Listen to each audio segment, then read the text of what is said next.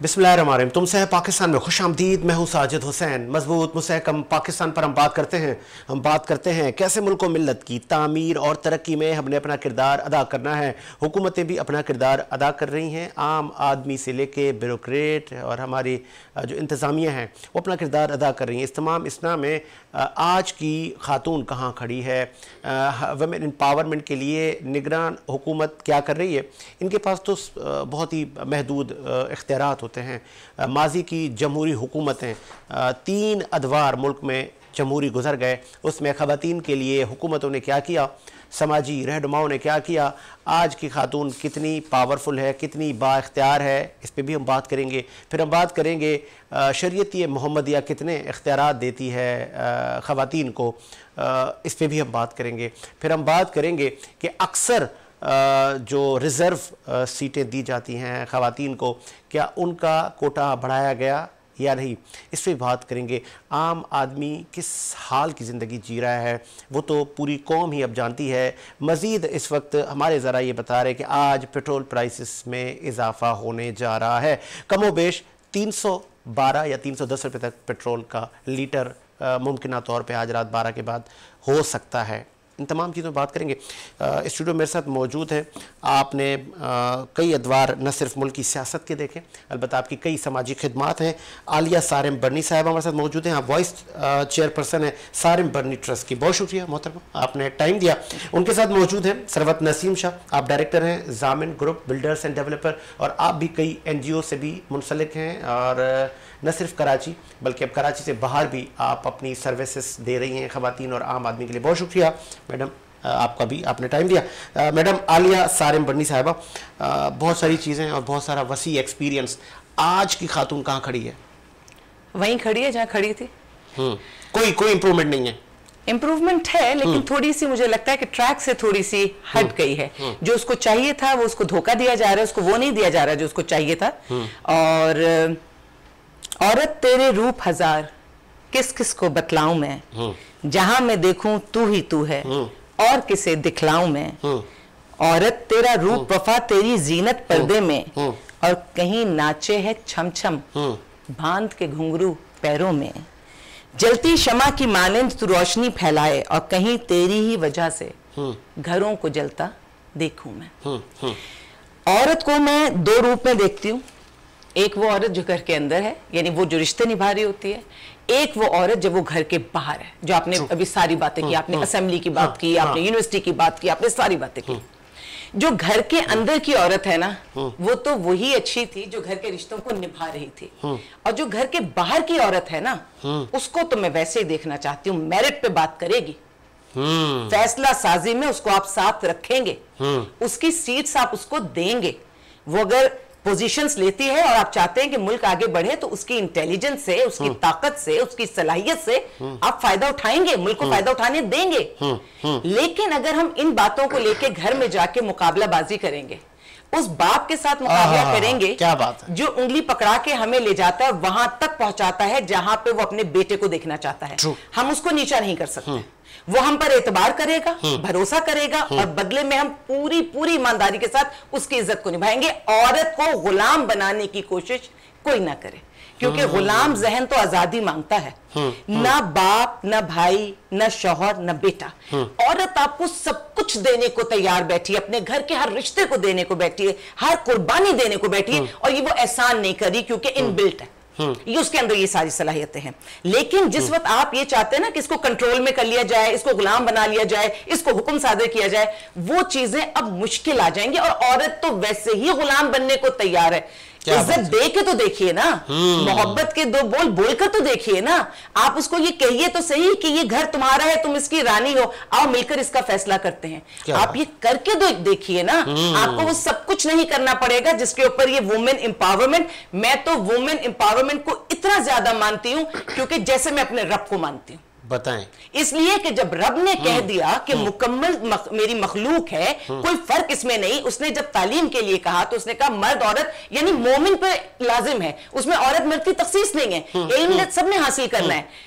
जब उसने जायदाद की बात की तो उसने कहा कि औरत का किसमें हक नहीं है, बाप की जायदाद में हक है, शौहर की जायदाद में हक है, बेटे की, सबकी जायदाद में हक है। और कितनी मजे की बात है, ये सब हमारा है, हमें जायदाद मिलेगी, लेकिन घर की जिम्मेदारियां अदा करना, नाम नफका अदा करना हमारी जिम्मेदारी नहीं है, ये तो मर्द की जिम्मेदारी है। मैं इस एम्पावरमेंट को नहीं मानती कि जो झांसा देके हमें कह रहे हैं कि तुम बराबरी पर आओ और बराबरी पे आके ये सारी चीजें तुम इस्तेमाल करो घर के खर्चे में।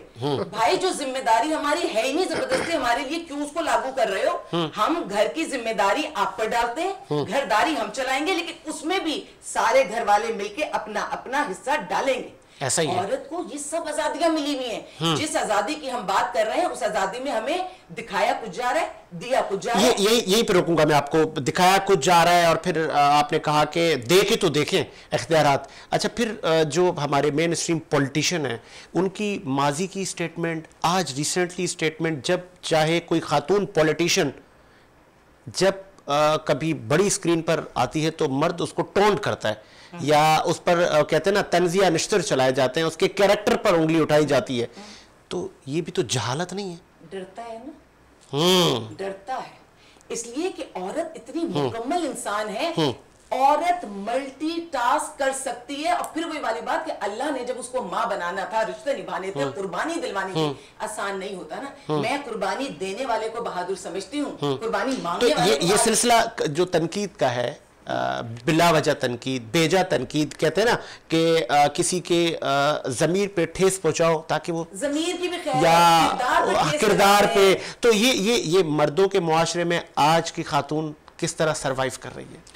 औरत अब सरवाइव करना सीख गई है, बल्कि मैं कई मकामात पे कहती हूँ कि मर्द 2 फुट पीछे हट जाएं थोड़ा सा। अच्छा, स्पेस दें, जगह दे दें। देखिए, अब अगर जगह नहीं देंगे ना तो औरत की आवाज यहां निकलती है और पूरी वेस्टर्न वर्ल्ड और सारी दुनिया में सुनी जा रही है। तो बेहतर है कि जो हक है वो आप इज्जत से दे दें। और ये होता है सामने वाले को चुप कराने का तरीका। लेकिन मैं आपको वाज़ेह अल्फाज में बता दूं कि जिस औरत के पीछे उसके ये 4 महरम रिश्ते खड़े होते हैं ना, इनमें से कोई एक भी खड़ा होता है या वो खुद अपने किरदार में मजबूत होती है, ये टॉन्टिंग उसका कुछ नहीं बिगाड़ती। रेटिंग होती है ना, रेटिंग भी कभी नेगेटिव कभी पॉजिटिव चलती है ना, ऐसा ही है। तो बस वो जो नेगेटिव रेटिंग होती है, अगर आपके पास किरदार की मजबूती है, आपके पीछे आपका शौहर, आपका बाप, आपका भाई खड़ा है, तो ये वक्ती तौर पे जो आप डामाडोल होते हैं, ये भी कुछ नहीं होता, फाइनली आप निकल जाते हो। और जिसके पास अल्लाह ने सलाहियत दी है, विनर तो वही होगा, विनर तो वही होगा। सरवत नसीम शाह, स्पेस की भी बात की मैडम आलिया ने, आपको स्पेस देते हैं काशिफ, आपके हस्बैंड, और फिर दीगर आपके प्रोजेक्ट्स हैं, फिर साइट्स पे विजिट करना,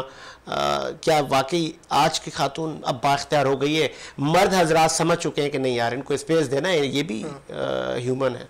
जी बिल्कुल, बहुत ज़बरदस्त टॉपिक है। और उसके पर आपने क्योंकि पर्सनल उससे बात शुरू की, तो मैं आपको ये बताना चाहूँगी कि देखिए, ये स्पेस वो मर्द देता है जो बाशऊर होता है, एजुकेटेड होता है, उसकी अपनी फैमिली में ऐसी ख़वातीन होती हैं जिन्होंने अपना किरदार अगर बाहर नहीं तो अपने घर के अंदर मनवाया होता है। तो जब ऐसा उन्होंने देखा होता है और वो इस बात पे बिलीव करते हैं कि औरत सब कुछ कर सकती है, तो वो अपनी बीवी को, अपनी बेटी को, अपनी बहन को, सबको आगे आने का मौका देते हैं। तो यही मैं अपनी पर्सनली यही कहूँगी कि मेरे हस्बैंड तो मुझे हर चीज़ में मौका देते हैं, कोशिश करते हैं कि वो मैं हर चीज़ जो मैं चाहती हूँ वो करूँ, और मेरे साथ भी खड़े रहते हैं जहाँ पे मुझे ज़रूरत है, और जो उनका किरदार है, जो उनकी जिम्मेदारी है, उसको निभाते भी हैं। तो आई थिंक जैसे आलिया भाभी ने कहा कि जो एक कॉम्बिनेशन है, जो अल्लाह ताला ने जो सिस्टम बनाया है, जब तक हम उसके ऊपर चलते रहेंगे तो हम सब कामयाब रहेंगे। अच्छा, एक और बड़ा मर्दों को एक शिकवा रहता है, मैं चाहूँगा कि चूंकि आप बाशऊर खवातीन आज स्टूडियो बैठी हैं, कि कुछ खवातीन अपनी खातून होने का फायदा उठाती हैं। जी बिल्कुल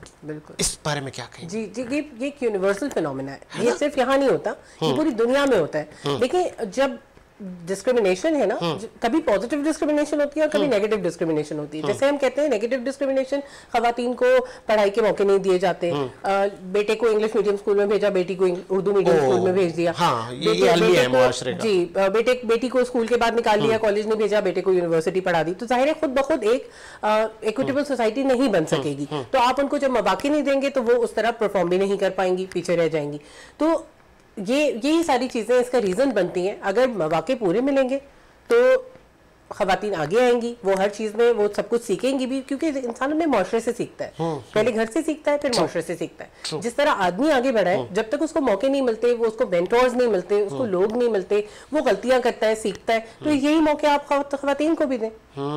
दीन इस्लाम बड़ी हमें सिखाता है, हमें बताता है, और बहुत सारी ऐसी ख़वातीन हमें मिलती हैं जब हम स्टडी करते हैं, हज़रत बीबी आयशा सिद्दीक़ा से लेके खतीजतुल कुबरा बीबी, और बहुत सारी ऐसी ख़वातीन हैं जिन्होंने अपना लोहा मनवाया। और हज़रत बीबी खतीजतुल कुबरा तो उस ज़माने में बड़ा ट्रेड करती थी। आलिया साहिबा, हमारे लिए तो रोल मॉडल हमारे दीन में बहुत सारी ख़वातीन हैं, हज़रत बीबी खतीजतुल कुबरा, क्योंकि मैंने अपने इंट्रो में बताया था कि क्या उनसे हमें नहीं सबक लेना चाहिए कि यार वो कहाँ नबी करीम सल्लल्लाहु अलैहि वसल्लम के पास खुद आता है रिश्ता कि मैं आपसे शादी भी करना चाहती हूँ, और वो फिर उनकी वो जो कहते हैं ना कि कितने 100 ऊँटों पे तो उनका ट्रेड होता था, उस वक्त भी उस खातून पे तनकीद नहीं होती थी। लेकिन आज हम किस बस्ती का शिकार है कि जब अगर किसी बड़ी नशिस्त पे कोई खातून बैठी हैं तो उस पर तनकीद शुरू। हम दुनिया के तमाम मज़ाहिब को फॉलो कर रहे हैं सिवाय अपने मज़हब इस्लाम के। क्या हम मुस्लिम हैं या हम प्रैक्टिसिंग मुस्लिम हैं? ये एक सवालिया निशान है हम पे। क्या हम अल्लाह को मानते हैं या हम अल्लाह की मानते हैं? ये एक सवालिया निशान है हम पे। हम सब बहैसियत कौम अल्लाह से डरते हैं। मैंने किसी बड़े से बड़े फ़िरौन को भी ना, क्योंकि ये वो दौर है, किसी वक्त फ़िरौन हुआ का था, नमरूद, शद्दाद, ये वो दौर है जिसमें सारे मौजूद हैं। अब जो पत्थर उठाओ कोई ना कोई निकल ही आता है। तो लेकिन मैंने किसी से भी पूछा तो मुझे अंदाजा हुआ कि अल्लाह से सब डरते हैं, अल्लाह को सब मानते हैं, लेकिन जब अल्लाह ताला कहता है कि इस तरह से जिंदगी गुजारनी है तो मुझको नहीं मानते। और अल्लाह हो या हमारे प्यारे नबी हजरत मोहम्मद सल्लल्लाहु अलैहि वसल्लम हो, वो एक ही बात है। उन्होंने कुरान दिया, अल्लाह की तरफ से कुरान आया, अमली नमूना आप सल्लल्लाहु अलैहि वसल्लम की जात हमारे लिए। लेकिन हम इसमें बहुत ज्यादा फर्क कर रहे होते हैं। जो आपने बात की सिर्फ एक उसी उसमें नहीं था कि भाई तिजारत में उनका नाम था। जब कोई जंग होती थी, जब कोई गजवा होता था तो क्या खवातीन वहां पर आके पानी नहीं पिलाती थी? क्या उनकी तीमारदारी नहीं होती थी? यानी और अच्छा, इवन जब आप सल्लल्लाहु अलैहि वसल्लम को जब अल्लाह ताला ने नबूवत दी तो किसने उनको उस वक्त संभाला? क्या बात है। तो और जहां तक मैंने स्टडी किया, नबूवत के पहले रूप में भी बीबी खतीजा ने देखा आपको कि जब आपने बताया कि आज मुझ पर वही नाज़िल हुई है। ये कितना खूबसूरत अल्लाह ने रिश्ता बनाया है कि मैं ये कहती हूँ कि दुनिया का पहला रिश्ता भी यही, सबसे मजबूत रिश्ता भी यही, और आज के दौर में सबसे ज्यादा इसी रिश्ते से खेला भी जा रहा है। यानी इस रिश्ते को अब मैं कहती हूँ कि पहले शादियां हुआ करती थी, अब कमर्शियल शादियां ज्यादा होती हैं। अपने बचपन में सुनती थी ये घर वाली ये बाहर वाली, अब आप मैंने कहा ना जहां देखिए पता चलता है सबके पास एक घर वाली है एक बाहर वाली है। और बाहर वाली औरत को भी मैं ये कहना चाहूंगी कि अपनी इज्जत को बरकरार रखो। अगर कोई मर्द आपको प्रॉपर जगह नहीं दे रहा, अगर वो निकाह आपसे छुपके कर रहा है, अगर वो पहली बीवी को धोखा दे रहा है, या माँ बाप को दुखी कर रहा है, या बच्चों को दुखी कर रहा है, फिर इंसाफ भी नहीं कर रहा, तो खुदा के लिए आप अपने आप को नीचे क्यों गिराती हैं? क्या बात? ये मैं औरत से कहूंगी कि कोई मर्द अगर आपसे शादी के लिए बात करता है, अपने घर वालों को इन्वॉल्व करें, सारी चीजों को आप देखें, और अगर दूसरी शादी का ख्वाहिशमंद है फिर उसी पे कि अगर इस्लाम के नाम पर ख्वाहिशमंद है तो प्लीज उसमें माँ बाप को शामिल करें, सबको शामिल करें। और सुन्नत तो ये है कि जब तक बीबी खतीजा अम्मा खतीजा हयात थी, हमारे प्यारे नबी सल्लल्लाहु अलैहि वसल्लम ने दूसरी शादी नहीं की। हजरत अली का भी इसी तरह का मामला है। तो अगर जो हम उनसे उनको फॉलो करना चाहते हैं, अल्लाह ना करे कोई ये ख्वाहिश करे कि वो ख्वाहिश ना करे कोई, ठीक है। लेकिन बात यह है कि अगर आपने फॉलो करना है तो आपने औरत की उस ड्यू रिस्पेक्ट को देना होगा जो दी गई है माशरे में। बीबी फातिमा आती थी तो आप खड़े हो जाते थे उनके एहतराम में। जब हमारी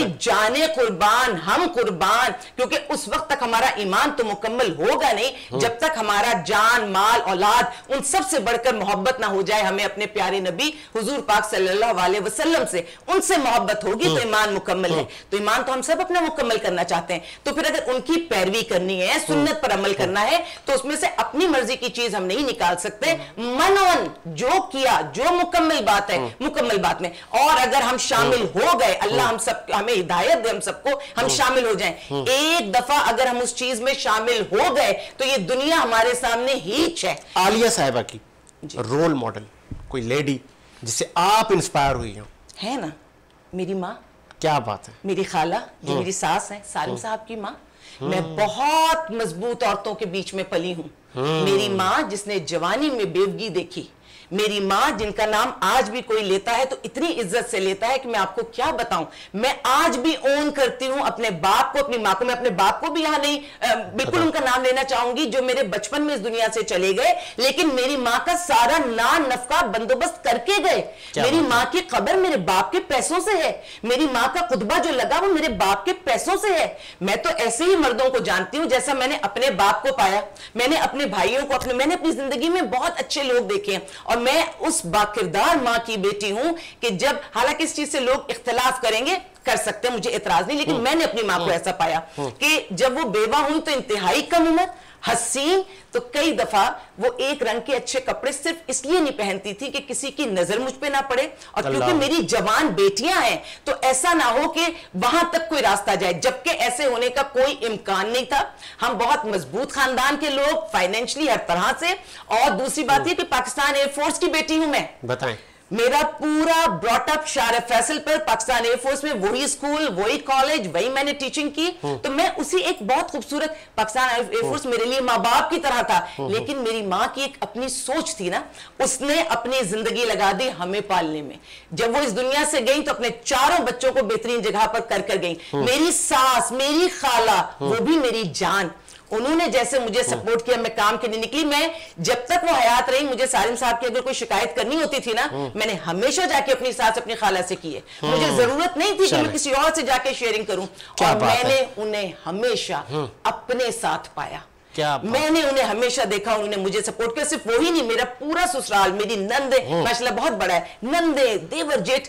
मैं फैमिली सिस्टम को क्यों पसंद करती हूँ, क्यों मैं कहती हूँ उस तरफ जाओ, क्योंकि मैंने वो सपोर्ट्स देखी हैं, मैंने वो अच्छाइयां देखी हैं जो वहां से मिली। और जो छोटी मोटी कोई तलखी है, कोई नेकी नरमी है, ठीक है, तो कोई बात नहीं। आगे बढ़ाते सिको। मैडम, आपने सुना अभी कुछ अर्सा पहले बहावलपुर यूनिवर्सिटी, फिर दीगर यूनिवर्सिटी में देखते हैं कि खवातीन को हिरासा किया जाता है मुख्तलिफ महकमों में। कभी हम अक्सर फेसबुक चलाते हैं, एक खातून के लिए मैं वो नौकरी कर रही थी तो मुझे एक साहब ने ऐसे कह दिया।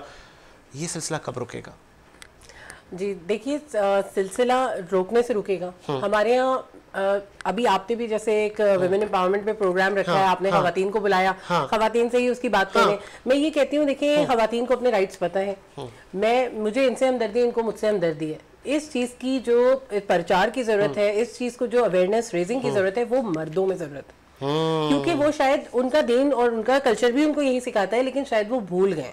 तो ये सिखाने की, ये बताने की और ये अवेयरनेस रेजिंग की जरूरत मर्द के अक्सर एक मुहावरा सुनते होंगे आप भी, औरत की दुश्मन। जी, ऐसा है। देखिए, जहां तक जितनी हद तक औरत की दुश्मन है, उस हद तक तो मर्द भी मर्द का दुश्मन। ये तो हम इस पे बिलीव करती है वैसे आप?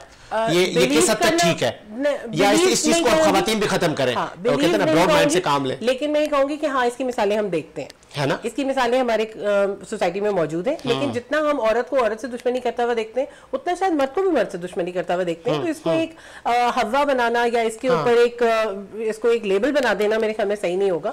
बहुत सी जगहों पे औरत को उसको she is fixing her crown also, वो एक दूसरे की मदद भी कर रही है, एक दूसरे को आगे भी बढ़ा रही है, एक दूसरे को सपोर्ट भी कर रही है। तो ऐसा नहीं कह सकते कि हर औरत ऐसा करे। हाँ, कुछ जगहों पे हर सोसाइटी में कुछ ना कुछ ऐसी कमियां होती हैं। आजकल एक बड़ा फुकदान है, उसका पॉइंट इन्होंने, मेरे पास ये स्टोरी थी, मैं आपके पास आऊँगा, आपने बातों बातों में तो वो कह दिया था।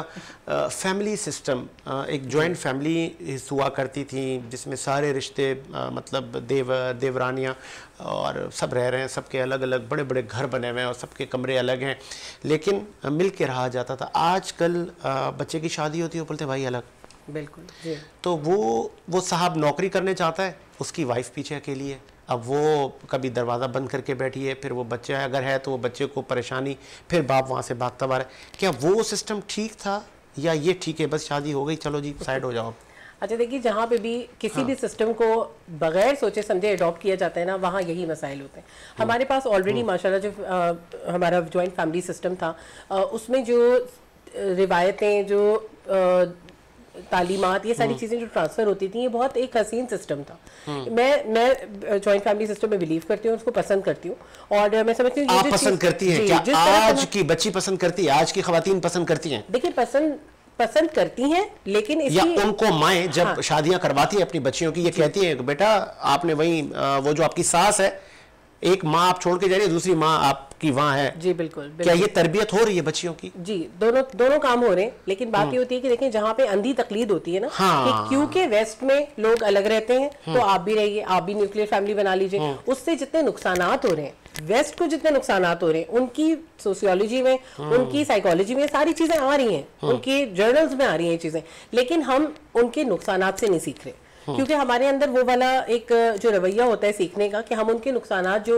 जिसको वो रिपोर्ट कर रहे हैं उन चीजों को देखें, उनसे सीखें और उनकी उन गलत जो रविश है उसको ना अपनाएं। ये हमारे अंदर नहीं है। हम कहते हैं उनके जो फिल्मों में आ रहा है, जो उनके ड्रामों में आ रहा है, जो हम वहाँ होते हुए देख रहे हैं, उसको हम मनो अन अपना लेंगे, उसकी तकलीद कर लेंगे, क्योंकि वो वेस्ट है, उसने अपनी एक दाग बिठाई हुई है हमारे जहनों पे। हम जीनोसेंट्रिक लोग हैं, अपनी रिवायतों को, अपने दीन को, अपने मुल्क को, अपने सकाफत को उसको कमतर समझते हैं, इसलिए बगैर सोचे समझे उनको फॉलो करते हैं। जिस तरह आपने कहा कि आज का मुआशरा, तो आज के मुआशरे की आज की ही कंप्लेन है, आज सोसाइटी किस तरफ जा रही है। तो एज पर माई एक्सपीरियंस, बहुत छोटा सा एक्सपीरियंस है मेरा, मैंने देखा कि बहुत सारी ख़वातीन की ये चाह होती है कि बस मेरी शादी हो गई, बस अब 1-2 माह में मैं ज़रा अलग हो जाऊँ, अलग घर ले लूँ, जल्दी तरक्की कर ले। फिर आज के नौजवानों में भी ये चीज़ बढ़ गई है कि यार जल्दी अलग हो जाओ, जल्दी तरक्की कर जाओ, छोड़ो, कौन देखता है भाई को, बहन को, बूढ़े माँ बाप को। अच्छा देखिए, हेल्दी बाउंड्रीज बहुत अच्छी चीज़ होती है आपकी पर्सनल ग्रोथ के लिए, आपकी फैमिली की ग्रोथ के लिए हेल्दी बाउंड्रीज बहुत ज़रूरी हैं, लेकिन ये सब कुछ साथ रहते हुए एक फैमिली के साथ भी किया जा सकता है। जो ये सोल्यूशन, जो एक शॉर्टकट सोल्यूशन ढूंढा जा रहा है ना कि बस सब अलग हो जाए और बस यही सोल्यूशन है, ये मेरे ख्याल में गलत है। आप अपनी फैमिली को देखें, आपकी फैमिली के जो डायनामिक्स है उसको देखें, वहां पे इस चीज को समझने की कोशिश करें कि क्या साथ रहना ज्यादा बेहतर है, क्या अलग हो जाना ज्यादा बेहतर है। तो ये कोई पॉलिसी या फॉर्मूला नहीं हो सकता कि सब ऐसा कर लें तो सबके साथ सही हो जाएगा। सरवत नसीम शाह का कोई रोल मॉडल मैं हर औरत मैं इस खातून से बड़ी इंस्पायर हुई। लेट्स सपोज मुझसे कोई पूछे, मैं बोलूँगा बेनज़ीर भुट्टो यार, उस कमाल यार, मतलब मैंने उसकी स्ट्रगल देखी कि ये एक खातून हो के यार बड़ी बात है। जी बिल्कुल, तो उनकी गट्स ऑफ कोर्स बिल्कुल। मैं समझती हूँ हर औरत के अंदर एक एलिमेंट, एक आंसर ऐसा होता है कि हम उसको अगर स्टडी करें, उसको देखें, तो हर औरत के अंदर एक ऐसा एलिमेंट है जिसको हम सलाम पेश कर सकते हैं। चले जी, आगे बढ़ाते हैं। मैडम, फैमिली सिस्टम पे मैं चाहूँगा आपसे भी मैं टेक ले लूँ। क्यों आज की बच्चियां और आज के नौजवान कहते हैं अलग हो जाओ यार, अलग हो जाओ, बस छोटा सा फ्लैट ले लो, बस साइड पे हो जाओ। और आपने भी बातों बातों में तो ये कह ही दिया था कि यार मिल के रहें। मैडम ने भी कहा नहीं, आप मिल के भी सारी तरक्की हासिल कर सकते हैं। माँ बाप की दुआएं साथ हों, दादा दादी की दुआएं साथ हों, तो तरक्की ज्यादा कर लेंगे। ठीक है, और खिदमत में अजमत है। आज उन्हें छोड़ के जाएंगे, कल आपकी बारी आएगी, आपको भी छोड़कर चले जाएंगे। दूसरी बात मैं ये कहती हूँ कि अब टेंशन कोई नहीं है, फ्लैट्स बन गए हैं। हाँ। ये प्लॉट्स भी बन गए हैं, वो 60 का भी प्लॉट हो गया भाई, बिल्कुल हो गया। किसी को कोई टेंशन नहीं है। लेकिन मेरा मानना यह है कि अगर बच्ची माँ अपनी बेटी की रोल मॉडल होती है, चाहती वो बाप को बहुत। अगर मैं अपनी बेटी की बात करूं तो मेरे शौहर की जान, सालिम बनी साहब की जान मेरी बेटी में रखी हुई है और मेरी बेटी की जान उसके अब्बा में, दोनों में। लेकिन मेरा एक अंदाजा यह है कि बेटी फॉलो करती है अपनी माँ को। जो कुछ वो अपनी माँ को करते हुए देखेगी ना, वो चाहे वक्ती तौर पे वो एक जनरेशन गैप के नाम पे बहस कर ले, कोई बात कर ले, but at the end of the day वो कर वही रही होगी जो उसने अपनी माँ को करते देखा है। इवन जो माँ बोल रही होती है ना, वो भी इतना नहीं सुनेगी, जो प्रैक्टिकली करते हुए देखेगी वो उसके पास रजिस्टर हो जाएगी। ठीक इसी तरह अगर कोई आदमी अपने माँ बाप से इज्जत से बात करता है तो यकीन कर ले कि उसका बेटा भी उससे करेगा। कोई बाप अगर करता है तो ये चीज बिल्कुल इस तरह चलती है। तो ज्यादा किसी को लफाजी करने की जरूरत नहीं है। हमारे बच्चे हमसे बहुत ज्यादा स्मार्ट हैं, हमसे ज्यादा एनर्जी, हमसे ज्यादा बोलना वो जानते हैं, लॉजिक्स उनके पास है, नेट, गूगल, अब्बू सबके पास मौजूद है, पता नहीं क्या क्या चीजें उसमें से निकल रही होती हैं और वो बात कर रहे हैं। और अब फ्रीडम ऑफ स्पीच बहुत ज्यादा है, पहले हमारे वक्त में नहीं हुआ करती थी, अब बहुत ज्यादा है। अब तो बच्चे लॉजिक मांगते हैं और मुझे लगता है लॉजिक देनी भी चाहिए। जब जमाना बदल गया तो जमाने के साथ चलना चाहिए। लेकिन आप अपने बच्चे को जैसा बनाना चाह रहे हैं, आप अपने आप को बिल्कुल वैसा उनको बन के दिखा दीजिए। बाद में उनसे शिकायत ना कीजिए। एक सादा कागज अल्लाह ने आपको दिया, तहरीर तो खुद लिखी है। जब तहरीर खुद लिखी है तो फिर शिकायत किस बात की करनी। और जब हम हैरेसमेंट कर रहे हो कहीं बाहर, कोई भी औरत हो या मर्द हो, अगर कोई मर्द किसी औरत को घूर रहा है और वहां हैरेसमेंट कर रहा है तो यकीन कर ले कि उसी वक्त में उसी घर की कोई औरत उसके साथ हैरेसमेंट हो रही होगी। और अगर कोई औरत किसी मर्द के साथ कुछ भी ऐसा कर रही है तो समझ ले उसके मर्दों के साथ भी कहीं ना कहीं कुछ ऐसा हो रहा होगा। औरत की एम्पावरमेंट ये है कि जब मर्द घर से बाहर कदम रखता है तो अपनी सारी इज्जत, औलाद, घर बार, हर शय उसको दे के बाहर निकल जाता है। इससे भी बड़ी कोई एम्पावरमेंट होगी? मैं औरत के कमाने पे भी यकीन रखती हूँ, तालीम पे तो बहुत ज्यादा यकीन करती हूँ, लेकिन अगर कोई ये कहेगा कि तुम कमाओ भी, तुम घर भी संभालो, तुम बच्चे भी पैदा करो, मैं इसको मैं अल्फाज आपने जो मतलब सोच दी है कि वो खातून लाइक शेरनी बन के बैठी होती है उसके घर की, और बाकिरदार औरत के घर की तरफ ना हिम्मत नहीं होती किसी की देखने की। और ये जो अगर चंद उचक्के होते भी हैं ना, इन्हें निमटने के लिए हमारे माशरे में अच्छे मर्द भी मौजूद हैं। कोई माशरा पूरा सिमट और निमट नहीं गया। ये वैसे आपने बड़ा अच्छा कहा, मतलब ये कहते ना वो मेरे दिल की बात या मुंह की बात, या अगर तारीख को देखें कि अगर आप किसी की तरफ बुरी नजर करके देख रहे हो तो वो कहीं आप नहीं तो प्रैक्टिस कर लेना। आप एक महीने का या एक हफ्ते का रिकॉर्ड लगा लें, आप अपना एक रिकॉर्ड निकालें, आप देखें इस वक्त मेरे दिल में ये बदनीयती आ रही थी, और अगर आपके अपने घर की खवातीन से इतने अच्छी है कि आप उनसे खुल के तो आप उनसे पूछिए कि इस हफ्ते में तुम्हारे साथ किस वक्त कहां क्या क्या मामला, तो मैं समझती हूँ ये हैरेसमेंट खुद ही रुक जाएगी। और बहुत सारे लोगों की जो एक सोच ये होती है ना कि हम अपने घर की औरत को घर में बिठा दें, आप बिठाएं, कोई एतराज नहीं है, वो बैठना चाहती है बिठाएं, लेकिन उसको घर में बिठा के आपको ये लाइसेंस नहीं मिल गया क्या बाहर जो भी औरत काम से निकली है आप उसको देखें। आपने नजरें हर हाल में नीचे रखनी है। औरत के लिए मैं जरूर कहूंगी कि अपनी इज्जत की हिफाजत, अपने जिस्म की हिफाजत, अपनी हर चीज की हिफाजत खुद करे। ये मर्द हिफाजत नहीं करेंगे। ये आपके साथ रहम वाले मामलात आपका महरम तो कर लेगा, ये दूसरे नहीं करेंगे। चले सिलेबस हमारे बच्चे पढ़ते हैं, उसमें फातिमा जिन्ना का चैप्टर, दीगर राना लियाकत का चैप्टर, बहुत सारे चैप्टर हैं। पिछली सिंध हुकूमत में एक करारदाद लाई गई कि बेनज़ीर भुट्टो साहिबा का चैप्टर भी हो, जिस पे अपोजिशन ने बड़ा शोर किया कि नहीं इनका चैप्टर नहीं होना चाहिए, और आप ये क्या भुट्टो भुट्टो लगा के रखा है आपने। ख़वातीन के हमारे बच्चे जो बच्चियाँ जो रोल मॉडल शख्सियात के चैप्टर होते हैं सिलेबस में, वो कितने इंपॉर्टेंट है? 100%। मैं तो ये जानती हूँ कि हमारा जब कोई कल्चरल शो होता था, टैलेंट शो होता था, मेरी डिबेट्स और हमारे बैतबाजी सब चीजें होती थी, तो हमारे पास रोल मॉडल आया करते थे। मुझे आज भी याद है कि किस किस को बुलाया गया था। तारिक अजीज साहब का आना मुझे आज भी याद है, अनवर मकसूद साहब का आना मुझे आज भी याद है। तो देखिए जो हमारे ये डिफरेंट प्रोग्राम्स होते हैं, उन सारे हीरोज को, उन सबको जो है उनको आप लाके वहां खड़ा करें। लेकिन जहां तक आपने सिलेबस की बात की, कौन सा सिलेबस? उर्दू मीडियम का, इंग्लिश मीडियम का, सरकारी स्कूल का, सीआई का, या सीआई ने जो भी लेटेस्ट एक कार्रवाई दिखाई है कि जो सीआई में जो पेपर्स दिए गए उसके जो रिजल्ट्स आए हैं वो रिजल्ट्स हमारे बच्चे भी एक्सेप्ट नहीं कर रहे। और मरियम नवाज साहिबा का भी उसमें ट्वीट था कि ये क्या सिलसिला हुआ। अब सीआई ने ये परमिशन दी है कि वो दोबारा भी एग्जाम्स दिए जा सकते हैं, लेकिन फिर वो हमारे साथ क्या सलूक करेंगे हमें नहीं मालूम। हमने तो अपने बच्चों को भी दूसरे के हवाले कर दिया, अपने मुल्क के पैसे को भी दूसरे के हवाले कर दिया, सारी चीजें हम सबको देकर बैठ गए कि हमारे मुल्क में पढ़े लिखे लोग नहीं है, क्या मैट्रिक सिस्टम में या इंटर बोर्ड में कि हमारे पास सलाहियतें नहीं है, हमारी जो यूनिवर्सिटीज हैं कि उसके पास क्या कमी है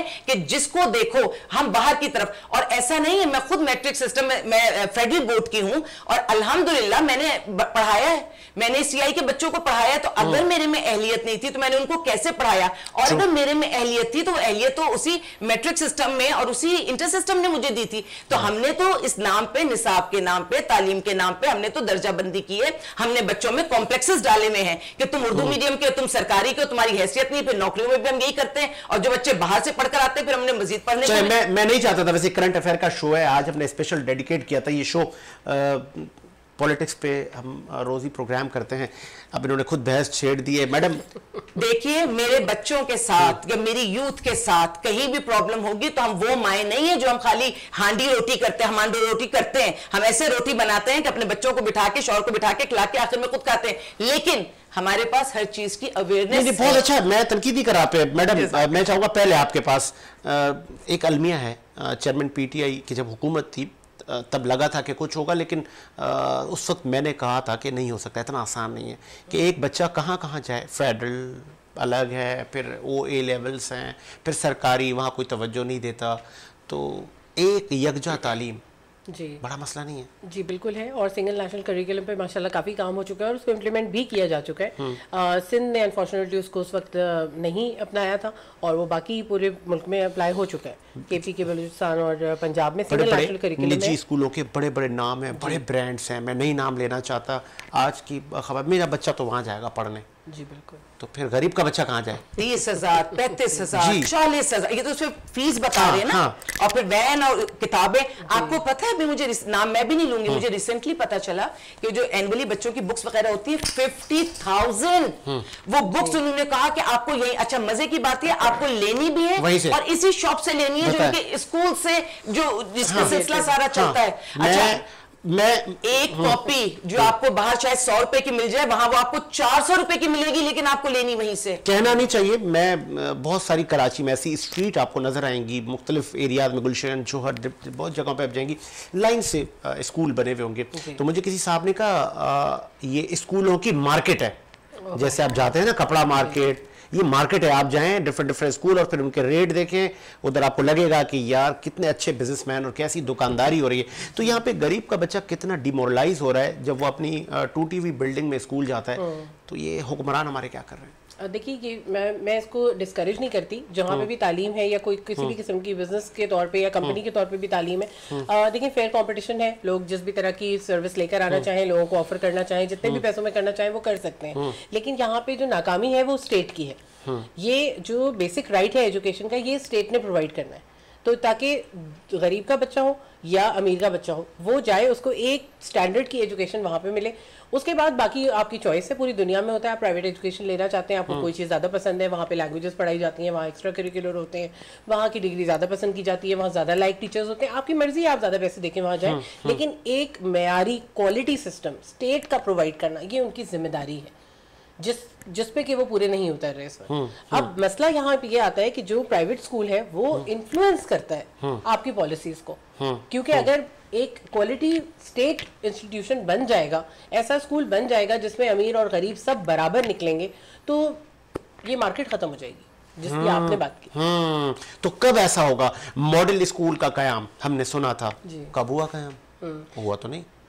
तो ये आम आदमी को, क्योंकि सियासी नारे अभी सीजन आने वाला है, तो फिर आम आदमी को मिलता क्या होगा है? ये तब जब हम अपनी अकाउंटेबिलिटी करेंगे। हम 5 साल में एक दफा वोट देने के बाद घर में बैठ जाते हैं, उन लोगों को गालियां देते हैं जो गलत काम कर रहे होते हैं, बल्कि हर किसी को गालियां ही दे रहे होते हैं सोचे समझे बगैर। जिस दिन हम अपना वोट देने के बाद जिसको हमने वोट दिया उससे जाके सवाल करेंगे कि आपके मैनिफेस्टो में ये लिखा हुआ था, आपने मुझसे ये वादा किया था, इसके बेसिस पे मैंने आपको वोट दिया था, ये वादा आपने पूरा कैसे नहीं किया और ये आप कब पूरा करेंगे। जब ये अकाउंटेबिलिटी शुरू हो जाएगी ना, तो वोट मांगने वाला भी डरेगा और वोट लेने के बाद और जीतने के बाद उसकी जिम्मेदारी बन जाएगी और उसको इस बात का फियर होगा कि मैंने अगर ये काम पूरा नहीं किया तो ये लोग मुझसे सवाल पूछने आएंगे। क्योंकि हम किसी से सवाल नहीं पूछते, हम किसी की अकाउंटेबिलिटी करते ही नहीं है, हम शख्सियत परस्ती करते हैं। बस हमने किसी को बना दिया, वो जो करे उसके सारे गुनाह माफ। तो ये तरीका, ये गलती हमारी है, ये अवाम की गलती है, ये हमारी और आपकी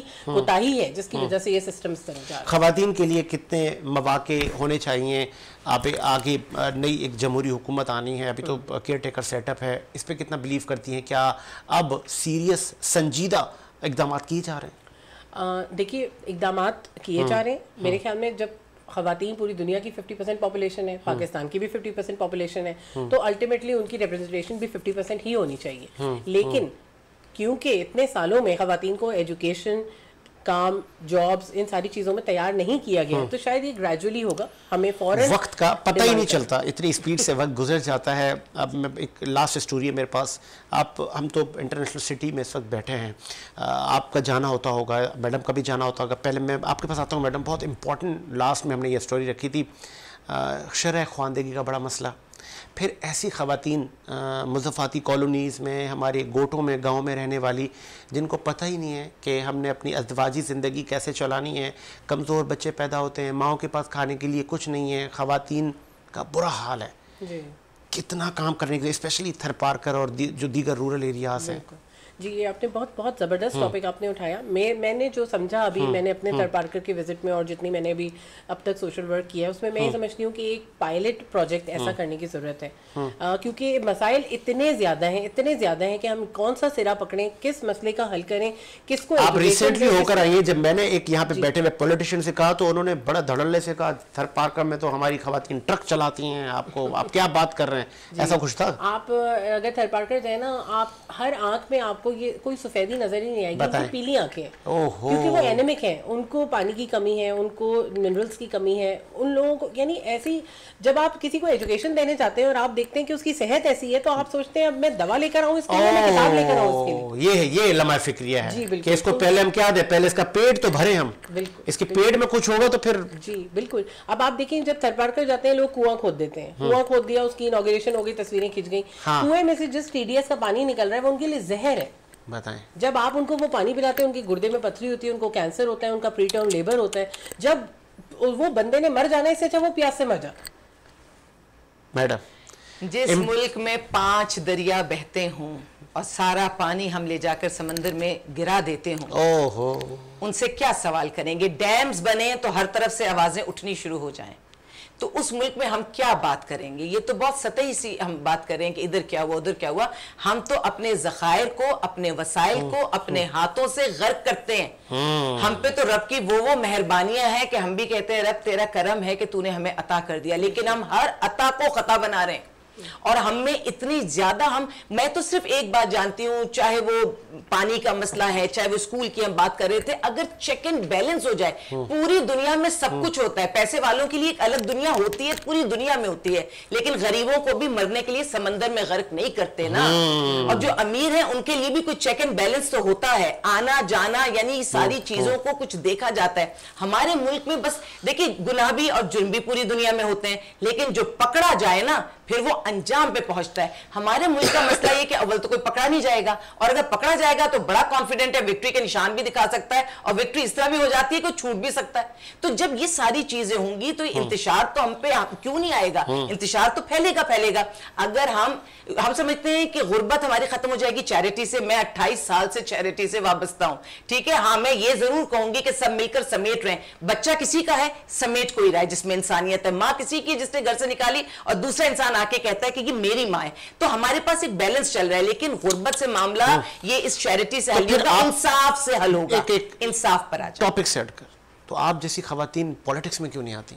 मुझे माफ कीजिएगा भाई, मेरे बस का काम नहीं है, ठीक है। पॉलिटिक्स में बहुत सारे यू टर्न लेने होते हैं, बहुत झूठ बोलने होते हैं। मैं इतनी बड़ी बात तो नहीं कहूंगी, क्योंकि मैं बिल्कुल नहीं कहूंगी, लेकिन मुझे ये पता है कि पॉलिटिक्स में बहुत सारे यू टर्न लेने होते हैं। कई दफा आप सच को भी देख के आपको नजरअंदाज करना है, आपके ऊपर प्रेशर्स है। मैं तो सोचती हूँ कि मतलब मेरी छोटी सी दुनिया है, एक मेरे घर की छोटी सी दुनिया और एक मेरी शेल्टर की छोटी सी दुनिया। उन दोनों जगहों पर मैं बहुत सुकून से, मैं हूँ, मेरे वो बच्चे हैं, माएँ हैं, मेरा अल्लाह है, मैं अपने हिसाब से जिंदगी गुजारती हूँ। ये जो बहुत बड़ी दुनिया है ना, इस दुनिया में मैं फिट नहीं हो सकती, ना मैं किसी की गलत बात पे चल पाऊंगी, और ना मैं इतनी बड़ी कोई चीज हूं। मुझे कोई इस किस्म का कोई जोम नहीं है कि मैं इतनी बड़ी चीज हूं कि मैं पूरी दुनिया को बदल दूंगी। तो पॉलिटिक्स में खवातीन को नहीं आना चाहिए? आना चाहिए बिल्कुल, जिनके अंदर ये सलाहियतें हैं ना, जो पॉलिटिक्स। मैं तो सीधी सच्ची ऐसी बात कर देती हूँ कि कई दफा सोचती हूँ कि आलिया 2 लम्हे को रुक जाती, फिर दिल कहता है क्यों रुक जाती, अल्लाह है ना बचाने के लिए। मैंने गलत तो नहीं बोला, मैंने सच बोला है ना। लेकिन देखिए ये मेरी छोटी सी दुनिया में तो मेरी ये बातें चल जाती हैं, ये बड़ी बड़ी जगहों पर ये बातें नहीं चलती। और हमने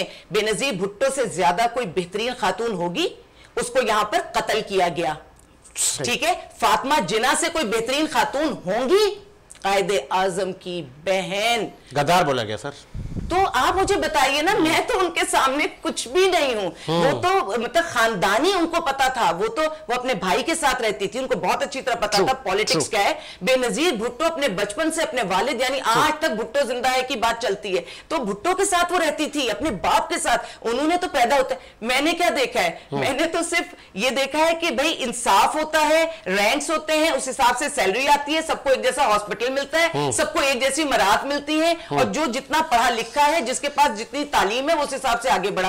तो मेरा ब्रॉटअप एक बहुत मासूम सी जगह पे पाकिस्तान एयरफोर्स में हुआ, मैं उनका प्रोडक्ट हूं। मैं डिसिप्लिन्ड औरत हूं, मैं अपने तौर पे जहां तक मुमकिन है मुकाबला करने वाली औरत हूं। ये चीजें आप शेल्टर होम में तशरीफ लाएगी, मैं अपने बच्चों को पूरी डिलीवर करूंगी, अपने घर के बच्चे, मेरे अपने प्यारे शेल्टर के बच्चे। तो जो कैपेसिटी अल्लाह ने मुझे दी है उस कैपेसिटी से मैं मुतमईन हूं। आप मुझे जिंदा देखना चाहते हैं तो मेरे ख्याल में ये शेल्टर होम ही काफी है मेरी जन्नत। बताएं, 2 सवाल आपसे लास्ट में। एक तो क्या मैसेज देना चाहेंगी आज की यंग को, यूथ जो हमारी नौजवान नस्ल है, बच्चे बच्चियों को, मैसेज आपका? और दूसरा ये कि अगर आपको मौका मिले, क्योंकि हमारे इस मुल्क में कॉल भी आती है कि फ़लाँ साहब या मैडम आपको हम ये रिज़र्व निशिस्त देना चाह रहे हैं या हम आपको गवर्नर की सीट देना चाह रहे हैं, तो क्या आप इंटरेस्टेड हैं? अच्छा देखिए, पहले तो मैं यूथ का जो आपने मैसेज कहा, ख़वातीन और हजरात दोनों को ये देना चाहूँगी कि औरत की एम्पावरमेंट, मर्द की एम्पावरमेंट, किसको ज़्यादा मिला किसको कम मिला, ये चीज़ ना देखें। आप अगर अपना जहन इक्विटेबल बना लें कि जिसको जो मौके जिसको लेने की ज़रूरत है वो उसको फराहम किए जाए, इस तफरीक के बगैर कि उसका जेंडर क्या है। तो जब आप ये करना शुरू कर देंगे तो एक अदलो इंसाफ में मबनी मुआशरा बन जाएगा और औरत को खुद से उसका हक मिल जाएगा। तो हमें इसके नारे लगाने की ज़रूरत नहीं पड़ेगी। तो जब यूथ आती है किसी पैगाम को लेके, किसी मिशन को लेके, तो वो आगे बढ़ता है और फिर पूरे उसके बेसिस पे पूरा मुआशरा बनता है। तो अगर ये अभी से शुरू कर दिया जाएगा तो शायद मेरे ख्याल में आगे जाके। क्या आपको अगर कभी कॉल कोई मौसूल हो तो आप पॉलिटिक्स में आना चाहेंगे? अच्छा देखिए, मैं इस पर हाँ करूँगी ना करूँगी। मैं कहती हूँ अगर मेरा एप्टीट्यूड इस तरफ डेवलप हुआ तो मैं ज़रूर अपने मुल्क को सर्व करना चाहूँगी। लेकिन हाँ, जैसे आलिया भाभी कह रही हैं कि अगर उसमें इस तरह के चैलेंजेस हों कि कॉम्प्रोमाइज़ करना पड़े तो उसके लिए मैं बिल्कुल। तो बहुत सारे चैलेंजेस हो भी सकते हैं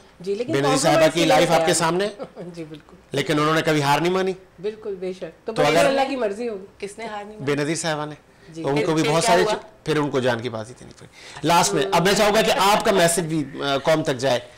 औरत फैसला साजी में शामिल होनी चाहिए, ये तो मैंने अपना एक पॉइंट ऑफ व्यू बताया, लेकिन हर जगह पर मुकाबला करे।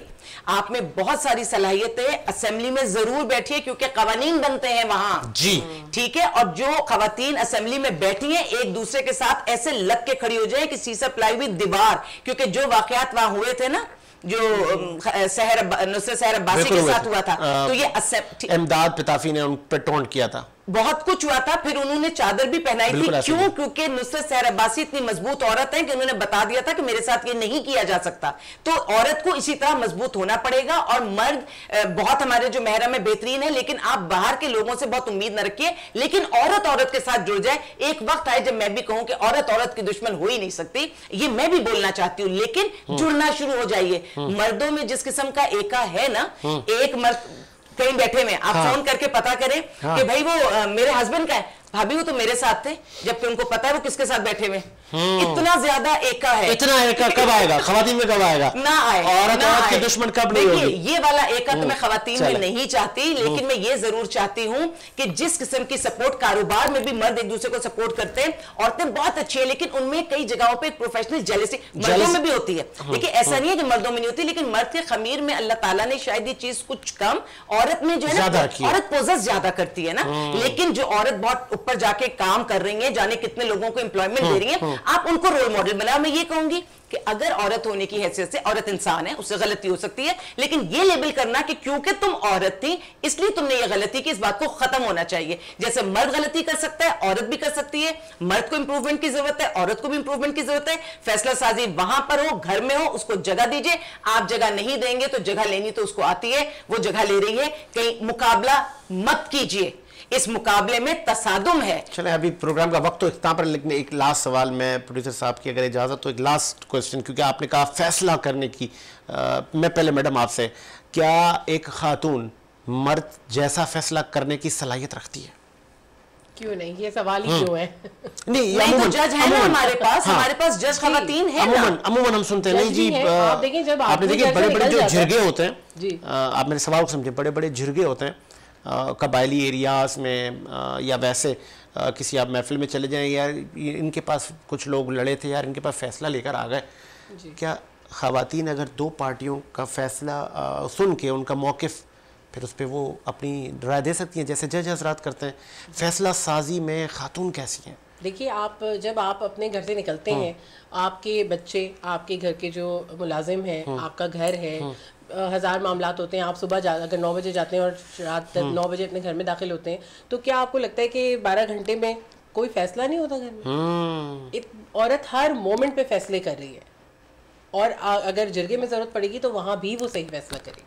फैसला साजी की कुव्वत है खवातीन में। वहां जो आप बात करें ना, वहां कभी औरत को उस तरह से उभार के लाया लाए नहीं, अपॉर्चुनिटी नहीं दी गई। देखिए वो औरतें, अगर आपने अभी गांव देहात की बात की थी जी, उसके अंदर जान नहीं है, वो लागर है, ये नहीं, वो नहीं, उसके बावजूद खेतों में वो काम कर रही है, ठीक है, फसल को वो निकाल रही है, औलाद को वो खेतों में ही पैदा कर रही है, वही उन्हें पाले। उसके बाद हम ये कहें कि वो कमजोर है, जब उसके जिस्म में जान नहीं होती तब भी उसकी रूह में बहुत जान हुआ करती है। क्या बात है। इसी उम्मीद के साथ कि मेरा मुझे साजिद हसन को इजाजत दीजिए। मुलाकात होगी नए प्रोग्राम के साथ। अल्लाह हाफिज।